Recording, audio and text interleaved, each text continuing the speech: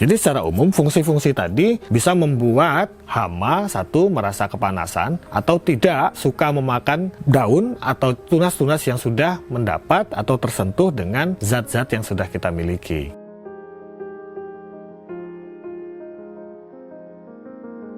Halo Sobat Ensiklo, bertemu lagi dengan kami tim Ensiklo yang pada hari ini akan bercerita tentang bagaimana membuat pestisida nabati. Biasanya disingkat dengan PESNAP.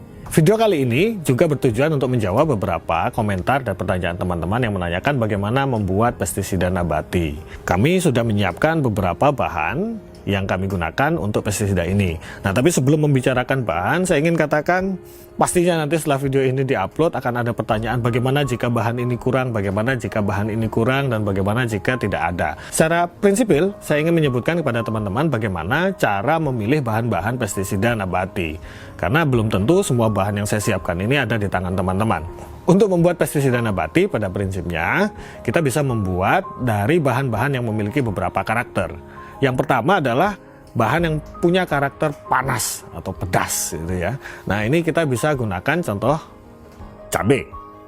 Lebih pedas, lebih baik. Nah, yang kedua, kita bisa menggunakan bahan-bahan baku yang memiliki karakter rasa pahit. Nah, ini kita punya misalnya di sini kita punya ini sirih merah. Sirih merah ini kalau direbus coba saja rasanya sangat-sangat pahit. Nah, ini juga bagus karena nanti akan mengurangi risiko hewan atau serangga memakan batang tanaman atau daun. Yang ketiga adalah tanaman atau bahan baku yang memiliki aroma kuat. Misalnya jengkol, pete, atau kabau kalau di Sumatera ada kabau namanya, atau ini serai. Nah, ini kita gunakan sebagai bahan baku yang memiliki karakter aroma kuat. Khusus serai misalnya, kalau teman-teman mencari sebaiknya mencari yang masih ada akar karena ada kandungan racun pada ujungnya. Nah, selain itu teman-teman bisa mencari bahan baku yang memang pada dasarnya memiliki unsur racun untuk hewan. Misalnya, di sini saya punya daun lampesan. Saya kurang tahu ya di daerah teman-teman ini namanya apa, tapi secara visual nanti akan kita tayangkan. Nah, ini daun lampesan. Daun ini kalau dimakan kambing, biasanya kambing akan mengalami kembung. Kelinci, kambing, dan hewan-hewan seperti itu kalau memakan daun ini biasanya akan mengalami kembung. Contoh bahan lain yang mengandung racun ini. Ini adalah ubi gadung. Biasanya dibuat juga keripik dan macam-macam. Tapi itu bisa dikonsumsi ketika sudah diproses demikian rupa dengan dialirkan pada air mengalir. Nah, jadi kalau tidak diproses, cyanidanya begitu kuat sehingga bahkan untuk orang pun bisa mengalami keracunan jika memakannya. Nah, bahan seperti ini bisa kita gunakan untuk bahan pestisida nabati. Jadi secara umum fungsi-fungsi tadi bisa membuat hama satu merasa kepanasan atau tidak suka memakan daun atau tunas-tunas yang sudah mendapat atau tersentuh dengan zat-zat yang sudah kita miliki. Nah, di sini saya sudah menceritakan prinsip pembuatan PESNAP, artinya teman-teman bisa memilah dan memilih bahan-bahan apa saja yang ada di sekeliling teman-teman dengan prinsip tadi. Pada siang ini saya membuat dengan beberapa bahan. Yang sudah saya siapkan adalah satu tadi ubi gadung, yang kedua daun kenikir, yang ketiga daun lampesan. Nah, di sini saya punya ini kunir kalau kata orang Jawa. Kalau teman-teman mungkin bisa menyebutnya kunyit, tapi pilihlah yang kita biasanya menyebutnya biang, artinya umbi besar, umbi utama, karena kandungannya akan lebih banyak. Nah, kita punya cabai, semakin pedas semakin bagus. Kita punya apa ini namanya jahe. Di sini ada sirih merah, daun sirsak, dan ada juga bawang putih. Nah, bawang putih ini bisa dicincang atau dibuat utuh juga tidak apa-apa. Dan saya juga punya serai. Nah, bahan-bahan ini yang nanti akan kita gunakan untuk membuat pestisida nabati. Nah, beberapa bahan yang sudah saya sebutkan tadi diperlakukan dengan berbeda. Jadi misalnya daun ini saya cukup cincang halus dan serai cukup saya geprek, jadi tidak akan saya blender. Tapi juga ada beberapa bahan yang saya blender, misalnya cabai dengan kunir sama jahe, itu saya blender jadi satu. Dan kemudian ubi gadung tadi juga cukup saya cacah-cacah kecil-kecil. Nah, yang membedakan pembuatan pestisida nabati dengan pupuk organik adalah kita sebenarnya tidak membutuhkan proses fermentasi.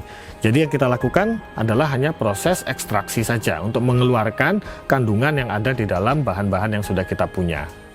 Nah, jadi ketika kita sudah letakkan di dalam air, nanti kita cukup membiarkannya selama 1 hari saja sebenarnya sudah bisa digunakan. Tapi lebih baik jika dibiarkan selama 7 hari. Semua bahan akan kita campurkan, tapi tadi sebagian bahan terlebih dahulu sudah saya masukkan ke dalam air di sini. Ini kira-kira 8-10 liter.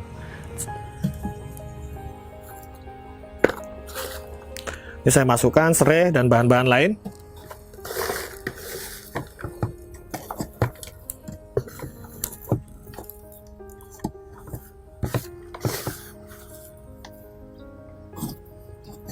Untuk bahan yang sudah di blender ini sudah dicampur air dan tinggal kita masukkan.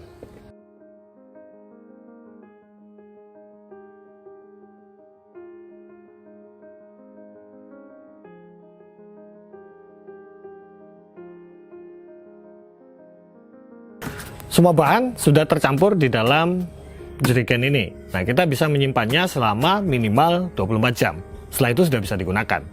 Akan lebih baik jika kita menggunakannya setelah 7 hari atau 7 kali 24 jam. Itu akan menjadi lebih baik. Nah, sampai kapan Pesnap ini bertahan? Jika tidak terkena sinar matahari langsung, kita bisa simpan ini dan gunakan selama 6 bulan. Artinya dia masih bisa kita gunakan selama masih ada ya, kayak gitu. Nah, dengan bahan seperti ini akan lebih murah ketika kita membuatnya untuk skala yang lebih besar dan tentunya nabati. Nah, ketika teman-teman membuat seperti ini dan mencoba di rumah, nanti yang perlu dilakukan setelah ini jadi adalah uji dosis. Mengingat takaran yang saya buat dengan takaran yang teman-teman buat pastinya berbeda. Jadi, agar tidak salah saat menyemprotkan, uji dosis perlu dilakukan setiap kita membuat dengan takaran yang berbeda-beda. Kecuali teman-teman membuat dengan takaran yang presisi. A sekilo, B 2 kilo, misalnya bahan-bahannya. Jika presisi, maka dengan sekali takar, uji takar kita bisa menggunakan untuk selanjutnya. Nah, tetapi jika bahan baku itu berubah-ubah, kita perlu melakukan uji dosis. Bagaimana cara melakukan uji dosis? Uji dosis bisa dilakukan dengan mencampurkan bahan Pesnap ini dengan air dalam ukuran tertentu, dalam jumlah tertentu, dan kita semprotkan pada tanaman yang menjadi bahan uji coba. Jika tanaman itu tidak terjadi apa-apa, tidak layu, tidak terbakar, maka itu menjadi aman. Jika terbakar, maka dosis campurannya, jumlah Pesnap yang kita campurkan dalam air perlu dikurangi. Misalnya dalam standar saya akan mencampurkan setengah gelas, ya, setengah gelas air mineral dengan air sejumlah 10 liter. Standar itu mungkin berbeda jika kekentalan bahan yang teman-teman gunakan juga berbeda. Ini yang saya sebut dengan uji dosis. Jadi kalau teman-teman bertanya dosis, maka cobalah terlebih dahulu dan uji coba sejauh mana dampak dari pencampuran dalam skala tertentu kepada tanaman. Baik teman-teman, itu tadi panduan untuk membuat pestisida nabati. Semoga bermanfaat untuk tanaman apapun yang ada di pekarangan maupun di kebun teman-teman. Semoga bisa dicoba dengan mudah di pekarangan. Tapi ingat, tadi saya sudah sebutkan beberapa prinsip dasar pemilihan bahan untuk pestisida nabati. Nah, jika teman-teman mendapatkan konten ini bermanfaat, jangan lupa subscribe dan nyalakan lonceng channel ini.